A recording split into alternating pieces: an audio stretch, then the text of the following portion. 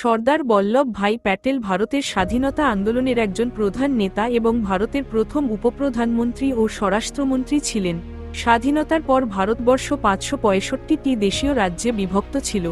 বল্লভভাই প্যাটেল ঐতিহাসিক দক্ষতার মাধ্যমে এই রাজ্যগুলিকে একত্রিত করার দায়িত্ব নেন এবং তার কৌশলী আলোচনার মাধ্যমে বেশিরভাগ রাজ্য স্বেচ্ছায় ভারতের অন্তর্ভুক্ত হয়। তবে হায়দ্রাবাদ ও জুনাগড়ের মতো কিছু রাজ্য কঠিন চ্যালেঞ্জ সৃষ্টি করেছিল। বল্লভ ভাই প্যাটেল কঠোর ও দৃঢ় পদক্ষেপ নিয়ে এই রাজ্যগুলিকেও ভারতের অন্তর্ভুক্ত করেন, আর এই কারণে তিনি লৌহ পুরুষ বা আয়রন ম্যান অফ ইন্ডিয়া নামে পরিচিত হন। গুজরাটে কৃষকদের ওপর ব্রিটিশ সরকার অতিরিক্ত কর আরোপ করেছিল, তাই বল্লভ ভাই প্যাটেল কৃষকদের নেতৃত্ব দেন এবং সত্যাগ্রহ আন্দোলন শুরু করেন। কর না দেওয়ার এই শান্তিপূর্ণ আন্দোলন সফল হয় এবং ব্রিটিশ সরকার কর কমাতে বাধ্য হয়। এই আন্দোলনের পর কৃষকরা তাকে সর্দার উপাধি দেন, যার অর্থ নেতা বা প্রধান।